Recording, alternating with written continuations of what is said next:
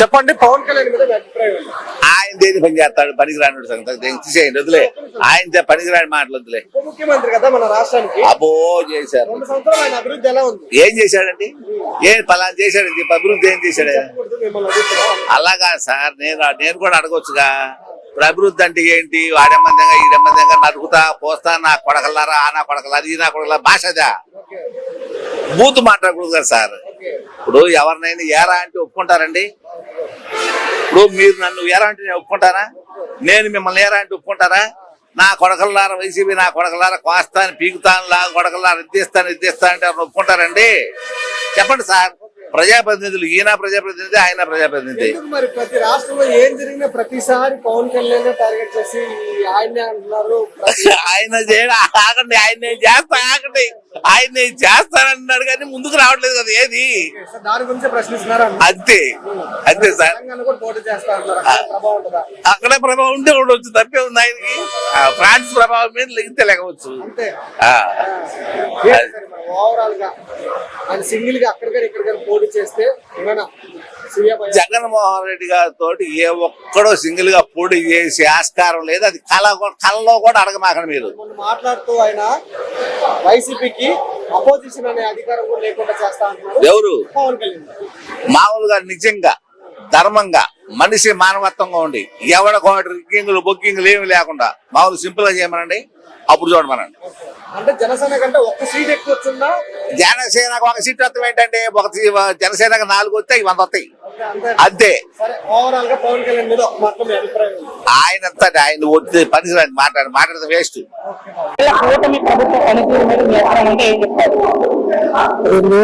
ప్రభుత్వం అంటేనే అక్కడ ఏం జరగట్లేదండి. ఏంటంటే మాది విలేజ్. ఇప్పుడు నాకు ఇంకా లోన్ రాలేదు, ఏం రాలేదు, ఏం రాలేదు. ఏం లేదండి. ఎందుకంటే కూటమి ప్రభుత్వం వల్ల మాకు ఉపాధి లేదు. అదే జగన్మోహన్ అన్నప్పుడు మాకు అన్ని వచ్చేయండి. అమ్మఒడి కంపల్సరీ గెలుతుందండి, గెలుతుంది. 3 పార్టీలు ఏ పార్టీ వచ్చింది కానీ జగన్మోహన్ గెలవడం ఖాయమండి. ఈసారి అమ్మఒడి అంటే అది చేసి పనులు చెప్తున్నామండి. ఇప్పుడు ఏమన్నదండి, అమ్మఒడి ఏమి లేదు ఇప్పటికి. ఇలా అవసరం ఇంతలాలు ఇచ్చేదా, లోన్ ఇచ్చేదా, సంవత్సరాలు అయిపోతుంది. ఇంకెవరు వస్తుందని ఎందుకు ఉన్నామండి? ఇప్పుడు ఆయన అప్పు ఇచ్చేదని ఉంటుంది.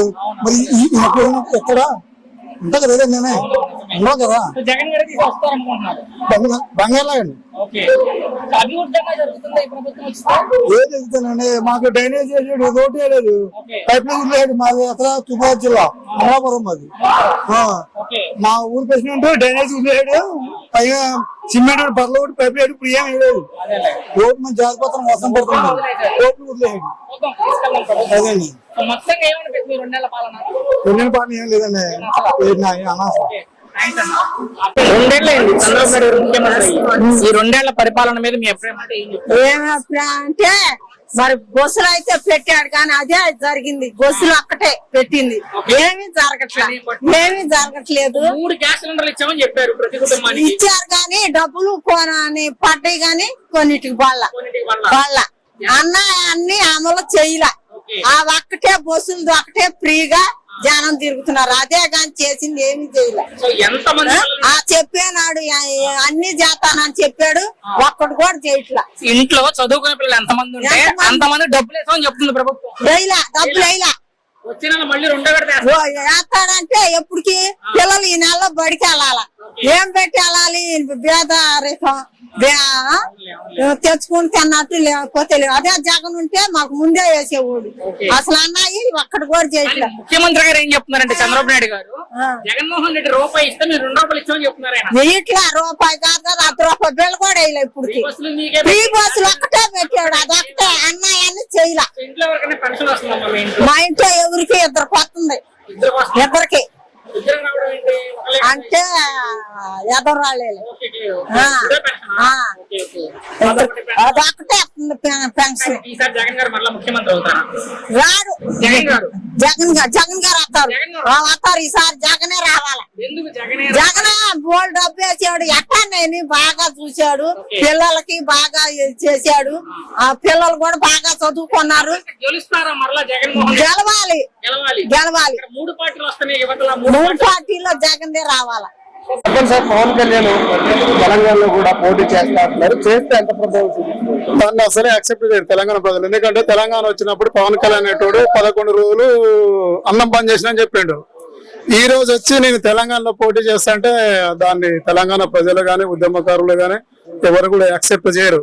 నేను ఒక ప్రెస్ మీట్ లో కూడా మాట్లాడాను, ఉద్యమకారులను పరామర్శించడానికి వాళ్ళకు సంఘీభావంగా నేను మీటింగ్ పెడితే ప్రభుత్వం పర్మిషన్ ఇవ్వలేదని చెప్పింది. కానీ అదే అమరవీరులు 12 మంది చనిపోయినప్పుడు ఈయన 11 రోజులు భూ తినకుండా బంద్ చేయాల్సిన అవసరం లేదు కదా. వాళ్ళ మీద గుర్తింపు వాళ్ళ మీద అంటే పవన్ తెలంగాణ వచ్చినందుకు నేను వ్యతిరేకం కాదు, అది వచ్చిన విధానానికి నేను వ్యతిరేకం. తెలంగాణ కట్ట ఇచ్చింది కదా, పార్లమెంట్ లో అడ్డగోలుగా కాదు, ఒక శ్రీకృష్ణ కమిటీ చేసి ఈ 2 రాష్ట్రాల తెలుగు రాష్ట్ర ప్రజలని ప్రజాభిప్రాయ సేకరణ అన్ని సేకరణ చేసిన తర్వాతనే పార్లమెంట్ లో బిల్లు పెట్టి పాస్ చేసి చట్టబద్ధంగా చేసింది. కాకపోతే వీళ్ళు రాజకీయంగా అనుకూలంగా విమర్శలు చేస్తున్నారు. ఇప్పుడు ఈయన కూటమి ఉన్న ప్రభుత్వం ఆ రోజు బీజేపీ కూడా సపోర్ట్ చేసింది కదా పార్లమెంట్ లో. ఇప్పుడు బిల్లు పెట్టినప్పుడు బీజేపీ ప్రభుత్వం వాళ్ళు ప్రతిపక్షాలు ఉన్నప్పుడు బీజేపీ సపోర్ట్ చేసింది. అంటే మరి ఈయన బీజేపీని కూడా వ్యతిరేకించినట్టే కదా ఆ రోజు చట్టబద్ధంగా జరగనప్పుడు. వస్తే కూటమితో వస్తారా లేకపోతే సింగిల్ గా వస్తారా? అది ఎట్లా వచ్చినా సింగిల్ గా ఇక్కడ సొంత రాష్ట్రంలో చేయలేకపోయింది సింగిల్ గా. ఇక పక్క రాష్ట్రంలోకి వచ్చి చేయడం అనేది అది అసంభవం. ఇక ఇప్పుడు ఇక్కడనే ఓడిపోయిన వ్యక్తి సింగిల్ గా ఇప్పుడు డిప్యూటీ ముఖ్యమంత్రి అయింది కదా, మళ్ళీ ఒంటరిగా పోటీ చేసిన కూడా ఆయన గెలవని పరిస్థితి ఇక్కడ ఆంధ్రప్రదేశ్ లో కూడా. ఏమన్నారంటే ప్రాంతీయవాదం ఉగ్రవాదం కంటే ప్రమాదకరం. అంటే ప్రాంతీయవాదం ఎవరికైనా ఉంటది కదా. ఇప్పుడు ఈయన నా కుల ఫీలింగ్ తోటే కదా పవన్ కళ్యాణ్ వచ్చింది. ఈయన ఏ స్పీచ్ లో మాట్లాడిన కూడా నా కులం అని వాళ్ళ సామాజిక వర్గం మీదనే ఈయన ఎమ్మెల్యే గెలిచిండు మొన్నటిసారి కూడా. మరి ఈయనకే కుల ఫీలింగ్ ఉన్నప్పుడు ప్రాంతాల పుట్టిన వాళ్ళకు ప్రాంతాభిమానం, ప్రాంతం మీద గౌరవం అది ఎవరికైనా ఉంటది. నువ్వు ఎన్ని దేశాలు ఎన్ని తిరిగి వచ్చినా కూడా సొంత ఊరు మీద మమకారం అనేది ప్రతి ఒక్కరికి ఉంటది. కాబట్టి ఎవరి ప్రాంతం వాళ్ళకే ఉంటది. మీ జాగీరా అని అంటే చెప్తే మా తెలంగాణలోకి ఎప్పుడైనా ఇప్పుడు ఇక్కడ ఆంధ్రప్రదేశ్ వాళ్ళకి ఇక్కడ వీళ్ళకి ఎంత హక్కు ఉంటుందో మా తెలంగాణ మా జాగిర మా పుట్టిన గడ్డ కాబట్టి మేము ఉంటాం. కాకపోతే ఎవరు వచ్చినా మేము యాక్సెప్ట్ చేస్తాం. ఇప్పుడు తినడానికి బతకడానికి ఉద్యోగపరంగా ఎలా వచ్చినా కూడా మేమే కోఆపరేషన్ చేస్తున్నాం కదా. కానీ మా మీద పెత్తనం చెలాయించాలంటే దాన్ని ఎవరు కూడా యాక్సెప్ట్ చేయరు. ఎందుకు అక్కడ రానికుండా ఆయన ఆపుతున్నారు అంటే ఆ రోజు వ్యతిరేకంగా, ఇప్పుడు ఆ రోజు జగన్ గానీ ఇక్కడ వీళ్ళు కూడా మేము తెలంగాణకు వ్యతిరేకం కాదండి చట్టబద్ధంగా చేయమని తీర్మానం వీళ్ళు ఏ స్పీచ్ లో కూడా అట్లా ఇచ్చారు తప్ప ఏ నాయకుడు కూడా 11 రోజులు అన్నం బంద్ చేయలేదు కదా తెలంగాణ వచ్చినందుకు. నేను తెలంగాణ అమరవీరుల కోసం సభ ఏర్పాటు చేసుకుంటానే మేము జూన్ 2 మాకు తెలంగాణ వచ్చిన ఆనందంలో ప్రతి తెలంగాణ పౌరుడు ఉంటాడు. ఈయన తెలంగాణకు ఆ రోజు వ్యతిరేకంగా మాట్లాడి ఈ రోజు 2వ తారీఖు చేయాల్సిన అవసరం ఏంది? మరొక తారీఖు ఇప్పుడు పెట్టుకోవచ్చు కదా. ఇప్పుడు 2వ తారీఖు పెట్టింది కాబట్టి ఆ రోజు తెలంగాణ సంబరాలు జరుగుతాయి కాబట్టి పర్మిషన్ ఇవ్వలేదు. మరి ఇప్పుడు తీసుకోవచ్చు. ఇప్పుడు పవన్ కళ్యాణ్ మొన్న కొండగట్టు అంజనాకాడికి వచ్చిండు, అప్పుడు ఎవరు వ్యతిరేకించలే కదా, అందరూ మా తెలంగాణ ప్రజలు కూడా సపోర్ట్ చేసిరు, ఆయన వెంట ఉన్నారు. కానీ సభ పెట్టుకుంటేందుకు తెలంగాణ అమరవీరుల్ని కించపరిచి 11 రోజులు అన్నం బంద్ చేసినందుకే అక్కడ వ్యతిరేకత వస్తుంది. కాంగ్రెస్ నాయకులు గానీ అక్కడ ఎమ్మెల్యేలు గానీ చాలా మంది ఇప్పుడు నీకు తెలంగాణ ఏం పని, తెలంగాణ ప్రజలను రెచ్చగొట్టడం కోసం నువ్వు ఎన్ని చేస్తున్నావు అది వాస్తవం కదా. ఆయన స్పీచ్ ఇవ్వడం కానీ ఆయన మాట్లాడడం మాట విధానం కూడా ఎప్పుడు కూడా యువతని ఆయన మంచి దారిలో సన్మార్గంలో నడిపించే తత్వం కాదనేది. ఒక రోజు స్పీచ్ లో కూడా ఏమన్నాడు, యువత అంటే ఏదో బైకులు ర్యాష్ కొట్టాలి, కారాలు ఎగరేయాలి, జుట్లు పెంచాలి, ఎత్తి పెంచాలంటే ఈ సొసైటీకి ఆయన ఇచ్చేది అదేనా? ఏదైనా ఒక యువతకు మంచి స్పీచ్ చేయాలి. మీరు నడవడిక మంచిగా ఉండాలి, మీ ప్రవర్తన మంచిగా ఉండాలి, మీ యాటిట్యూడ్ మంచిగా ఉండాలి అనేది చెప్పాలి. ప్రభాకర్ రావు గారు బీజేపీ దగ్గర డబ్బు తీసుకుని తెలంగాణ నాశనాన్ని కోరుకుంటున్నావు పవన్ కళ్యాణ్, అది కావచ్చు, మనం అంత పెద్ద చెప్పలేము, పెద్దోళ్ళకి అవి తెలుసుంటాయి కాబట్టి మనం దాని మీద మాట్లాడి జడ్చెల్లి ఎమ్మెల్యే గారు కూడా ఏమన్నారంటే నువ్వు హైదరాబాద్ ఉండొచ్చేమో పోటీ చేసే డిపాజిట్లు రావు, డబ్బు ఎవడు ఎక్కువ ఇస్తే వాడికి వెళ్ళి మాట్లాడుతావు, రేపు జగన్ గారు ఇచ్చినా సరే వాళ్ళకి వెళ్ళి మాట్లాడతావు. అది మాత్రం అవసరం కదా. ఇప్పుడు అంతకుముందు పవన్ కళ్యాణ్ అనేటోడు చంద్రబాబుకు వ్యతిరేకం, ఈరోజు చంద్రబాబుతో కలిసిండు, మరి బీజేపీతో కలిసిండు. అంటే ఒంటరిగా పార్టీ పెట్టినప్పుడే ఆయన పొత్తుతోనే కలవాలి. కానీ ఒకసారి వ్యతిరేకంగా ఉన్నాడు కదా రెండు పార్టీలో కూడా, మళ్ళీ తర్వాత పొత్తుకూరుడు. ఇప్పుడు ఓవరాల్ ఒక్క మాటలో పవన్ కళ్యాణ్ గారు గురించి చెప్పండి. పవన్ కళ్యాణ్ అనేటోడు సరే ఇక్కడ ఆంధ్రప్రదేశ్ లో యాక్సెప్ట్ చేస్తారు కావచ్చు, తెలంగాణలో మేము ఎన్నడూ కూడా ఆయన యాక్సెప్ట్ చేయలేము. పవన్ కళ్యాణ్ గారి మీద మీ అభిప్రాయం అంటే? మాకు అసలు ఆయన గురించే తెలియదు. పవన్ కళ్యాణ్ గారి గురించే తెలియదు, పవన్ కళ్యాణ్ తెలియదు, అసలు తెలియదు, ఆయన గురించే తెలియదు. ఆయన ముఖ్యమంత్రి తర్వాత ముఖ్యమంత్రి అయితే కావచ్చు, ఇప్పుడు ఆయన జనాలు అమ్మే పోతుంటే నేను వస్తానండి పోతే పోవచ్చు, ఓకే, దాని గురించి ప్రాబ్లం లేదు. సినిమా హీరోకైనా తెలుసు ఆయన? సినిమా హీరోగా తెలుసు. మరి ఇప్పుడు డిప్యూటీ సీఎం గా తెలియదు అయితే మీకు? తెలుసులే గాని ఆయన వల్ల మనకి ఏంటి ఉపయోగం? ప్రభుత్వం అయితే ఇదిగో బస్ స్టాండ్ మొత్తం బోటింగ్లు పెట్టారు, 7,000 కిలోమీటర్ల సీసీ రహదారులు వేశారు కదా, ఆయన మంత్రి. నిజంగా రోడ్లు అయితే కావచ్చులే గాని ప్రజలకి మేలు జరగనప్పుడు నువ్వు ఎంత ఉంటే మాకిందుకు? అంతే. సరే రేపు తెలంగాణలో కూడా పోటీ చేస్తారంట. ఎందులో చేసినా రాడు తెలంగాణలో అక్కడే ఓటు ఉన్నాయింది. ఉంటే ఉండొచ్చు, ఉండక రాడు. ఆయన అభిమానులు కూడా ఉన్నారు అక్కడ. ఉంటే ఉండొచ్చు, ఏడు మటుకు లేరా? ఇవాళ చాలా మంది ఉన్నారు. అక్కడ ఉన్నారు, అక్కడ ఉండా ఎక్కడ ఉండా ఎక్కడ ఉండా సింగల్ గా అయితే మటుకు ఈ ఊళ్ళో రారు. మీ అనుభవంతో చెప్పండి, తమిళనాడులో విజయ్ గారు ముఖ్యమంత్రి అయినప్పుడు ఆయన లాగే సినిమాలో పెద్ద హీరో అయిన పవన్ కళ్యాణ్ గారు ఎందుకు ముఖ్యమంత్రి కాలేకపోతున్నారు? ఎవడు పవన్ కళ్యాణ్? విజయ్ గారు. ఇప్పుడు విజయ్ గారికి మమకారం ఈయనకి లేదండి. ఉంటే అభిమానులు ఉంటే ఉండవచ్చు, సినిమా యాక్టర్ కాబట్టి అభిమానులు ఉంటే ఉండవచ్చు. కాదని అట్లా ఈసారి మట్టికి ప్రశ్నమేనండి, కూటమి నుంచి బయటకు వచ్చి పవన్ కళ్యాణ్ గారు 175 స్థానంలో సింగిల్ గా వెళ్తే ఎంతవరకు? ఉప్పు కాడు పనికిరాడు, అర్థం కాదా? ఉప్పు కాడు పనికిరాడు. అసలు ఎందులో వేసినా రాడు, సింగిల్ గా వేసినా రాడు, నలుగురు కలిసినా రాడు. చెప్పండి, పవన్ కళ్యాణ్ పైన రాజకీయంగా మీ అభిప్రాయం? పవన్ కళ్యాణ్ రాజకీయంగా ఏముంది, ఇప్పుడు ఏదో జరిగిపోతుంది, జరుగుతుందో జరిగిపోతుంది. ఇంకా వచ్చే దీంట్లో చూడాలి వాళ్ళిద్దరికి ఎట్లా టఫ్ అవుతుంది అని. డిప్యూటీ సీఎం తర్వాత మీకు కనిపించిన మార్పు ఏంటంటే? ఏమో ఆయన ఏదో ఆయన పని ఆయన చూసుకుంటుండు, మనం ఏదో వస్తున్నాము కడుపు నింపుకొని పోతున్నాం. 5 రూపాయలు తెలంగాణలో కూడా పోటీ చేస్తా అంటున్నారు, పోటీ చేస్తే గెలిచే అవకాశం అంత లేదు, అంత లేదు, లేదు లేదు. ఇక్కడ పొత్తు పెట్టి బట్టి ఆయన వచ్చినాడు కానీ ఒక్కడైతే అసలు వచ్చి మరి సింగిల్ వెళ్తారా కూటమికి వెళ్తారా అనుకుంటారు? అక్కడ ఒకరు పోటీ చేస్తే పోటీ చేస్తే కూడా ఇదేనికి పోడు, అంతే అయిపోయింది. ఇక్కడ ఏదో జనాలు వేసేసారని అవకాశం అయితే లేదంటారు? లేదు లేదు లేదు.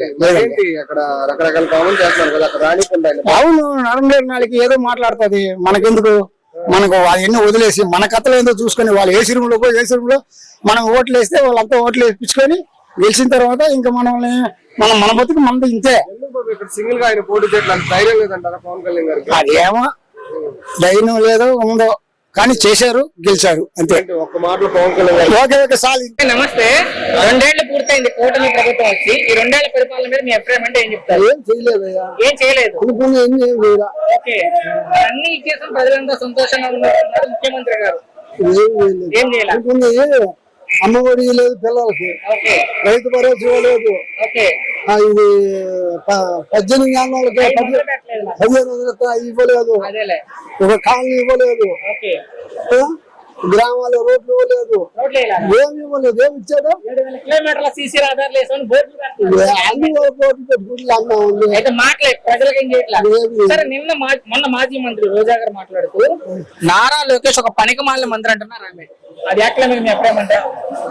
సరే, వాళ్ళు ఒకవారు ఎక్కుంటది, మనకి సంబంధం లేదు, అది మనం మాట్లాడేది. పవన్ కళ్యాణ్ గారి ముందు కూడా మాట్లాడింది ఆమె, పవన్ కళ్యాణ్ రోజీ కాదు పెద్ద క్యాబేజీ జనాల పువ్వులు. పవన్ కళ్యాణ్ కూడా అలా ఇచ్చేస్తాడు, పవన్ కళ్యాణ్ ఏం చేస్తాడు? ఏం చేయట్లా. సరే, ముఖ్యమంత్రి గారు మాట్లాడుతూ చంద్రబాబు నాయుడు గారు వైసీపీ ఒక గొడ్డలి పార్టీ, ప్రజలకు చేసింది ఏమీ లేదు, అసలు ఒక విధానం అంటే ఏం లేదు అన్నారు ఆయన. అయ్యి వాళ్ళు టీడీపీ గొడవల పార్టీ అంటారు, వీళ్ళేమో ఎన్నిపోటు పార్టీ అంటారు. సాధ్యం వాళ్ళిద్దరు అనుకున్నారు, వాళ్ళిద్దరు సాధ్యంగా అనుకుంటున్నారు వాళ్ళిద్దరు. అది మనం మాట్లాడే కాదు. చివరిగా ముఖ్యమంత్రి కొడాలి నాని గారు చాలా రోజులకు బయటకు వచ్చారు, ఆయన అయితే వార్నింగ్ ఇస్తున్నారు చంద్రబాబు నాయుడుకి. అవును, మాది గొడ్డల పార్టీనే, రేపు వచ్చే ఎన్నికల్లో ఓటు అని గొడ్డలతో మిమ్మల్ని నరుకుతాం అంటున్నారు ఆయన. సరేలే, ఇప్పుడు ఎవడు అనుకునే వాళ్ళు అనుకుంటారు, అది మనం చెప్పే కాదు. ప్రజలకి ఏం చేయలేదు ఇప్పటికి. అది ఫైనల్ గా ఈసారి ఎవరు ముఖ్యమంత్రి అవుతారు అనుకుంటారు వచ్చే ఎన్నికల్లో? రాబోయే జగనే కదా.